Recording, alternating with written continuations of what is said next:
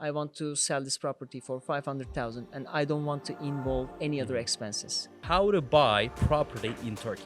To buy a property, you need to find out the property first. If you hire a lawyer in this case, you need to pay the lawyer fee as well.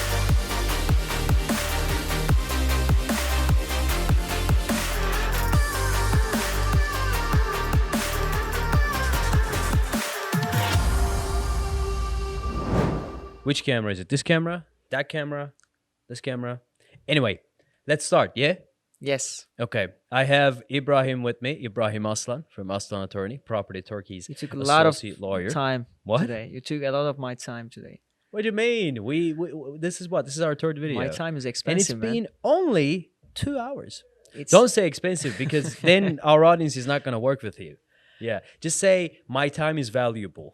Yeah, so they know that they're going to get the best value for their money with Aslan Attorney at www.aslanattorney.com. Did I get it right? Yes, you Okay. do. Great job. Yeah, thank you very much. You can find it in the link description box below. And today's topic, Ibrahim, is how to buy property in Turkey. Okay. How does one... Fantastic. What? Fantastic topic. It is a fantastic topic. How does one go about buying a property? What are the required documents? Okay. To buy a property, you need to find out the property first. And course. this is, I think, you guys' job. which we're gonna help you find the property. And then second, you just need a lawyer. That's all. All right, and Which that's is my him. job. Okay. So, and to buy a property, as I told you, there are two options. You can buy a developers Mm-hmm. directly, or you can buy resales. I think you guys give both services. Of course you can we find do, yeah. out any property your clients wants. Once you find out a property, we need to do some checks as a lawyer. So what we do, we check the title deed records because there might be a mortgage on it, restrictions on the title deed. We check if the seller sole ownership of the property or not, and etc. or any legal restrictions. And we also check the municipality records like zoning permit, occupancy permit, the construction license, if everything is okay or not. And we will need to buy a valuation report from an inspectors, again, who licensed by government. This is mandatory for foreign buyers and to prevent the felonies for foreign investors. And once we got this, we need to get power of attorney again from the buyers. And this power of attorney can be issued. I want to go details about the power Sure. of attorney because I mentioned a lot of time. So Because let you're me being explain how to issued- issue. yeah. Yes. Sure. So there are three different ways to issue the power of attorney. First, the buyer can come to Turkey. We can go to the any notary public in Turkey, and the content of the power of attorney will be Turkish. In this power of attorney, you will give us purchase transactions, purchase authorizations. There won't be selling authorizations on it, and you can give us like warrant of attorney as well to like if you have any conflict in the buying transactions, so that we can represent you at the court. The content will be Turkish. A certified translator will come to the notary public, and they will orally explain the power of attorney, and then you will sign and notarize it. The power of attorneys must be with a photo for the purchase transaction in the title deed office. This is also like something weird because there are not so many countries ask the photo on the power of attorney, but asking in for your Turkey, photos. yes, Okay. with a photo. Second one, you can issue the power of attorney the country where you live. There are two ways to issue it in your country. One of them, you can issue in public notary in your country in English, Arabic, or your language. And then you will get attested from the foreign affairs of your country and then Turkish embassy in your country. So that will be dual attestation. Then you can send it to us, the original. We will do notarized translation here, and we can use that power of attorney. Third one, again, if there's a special treaty between countries, which we call it Lahey-Hague Convention. So we call it apostille attestation. If your country part of this international treaty, you can apostille the power of attorney, and we can use it here again. So once we get the power of attorney, we get a potential tax number for the buyers from a tax office. Once we get this tax number, we will prepare the required documents for transfer of the deed. There's a information form which we fill on behalf of the buyer name.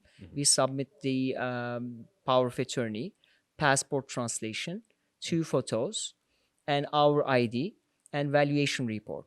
We submit in the morning at the title lead office. Title lead office gets pre-application first from buyer and seller together, and they check the paperwork first, and then afternoon they give you the appointment to go and sign the transfer of the deed. So once they give us an appointment, they send also fees of the title lead office as well. So they send us some reference number. With this reference number, we can pay this title deed fee from any bank, or we can pay online. Once we pay the title deed fee, we go to the title deed office, and we give our IDs to the officer. They check our ID if it's original or not, and etc. And then they call us to sign. The officer explain you Alaattin buying parcel plot this independent section 5, you are buying for 500,000, and they are telling me, Ibrahim, you are selling this apartment for 500,000 to the Alaattin, and they are asking you guys get your money and everything is fine. Once you confirm, you sign the transfer of the deed, and then title deed office issue the title deed under your name right away.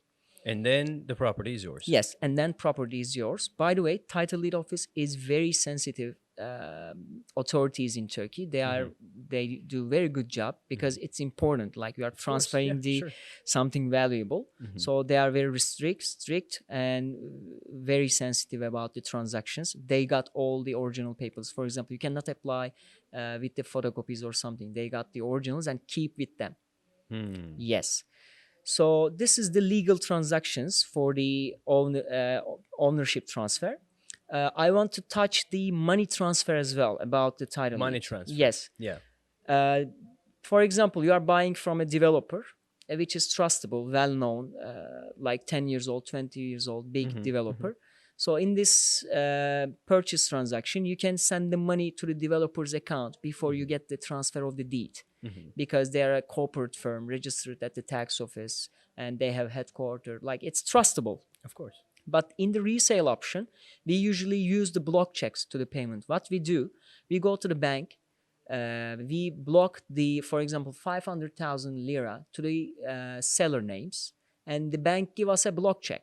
They block that amount in your account and they give you a check. When you go to the title deed office, and when the seller sign the transfer of the deed and you give the check to him, he go to bank and get his money. So for both sides, you don't have to send the money before, because you might have this problem. You can wire the money to the seller. Yeah. And then he doesn't sign the papers, and you then cannot get the title deed. Of course, yeah. You cannot push him to sell it. You can go to court. It takes time and etc. Yeah. You lose time, you lose money. That's why in the resale option, we advise our client to use the block check. And you can use this block check system to these sellers, developers, corporate sellers as well. But you don't have to. If it is a trustable company, you don't have a risk about it.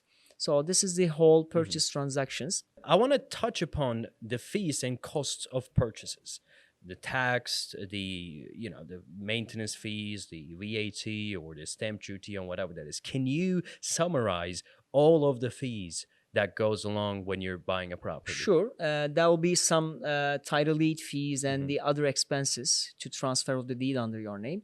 First, you will pay 4% title deed fee. This is the they calculate from the sales price.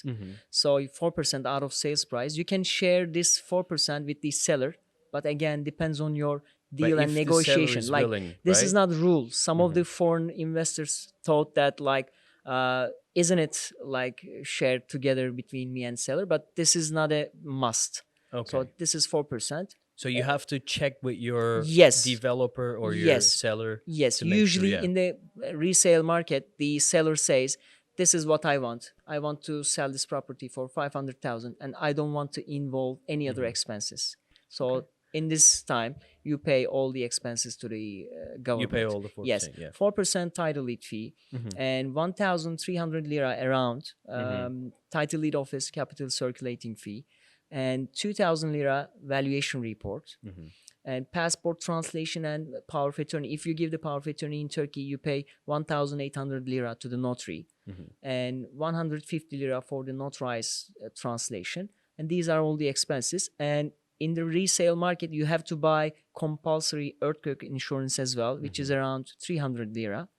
But Which these is amounts peanuts, yeah. depends on the square meter of the property, price of the Yeah. property, etc. But I give you the around prices. Yeah.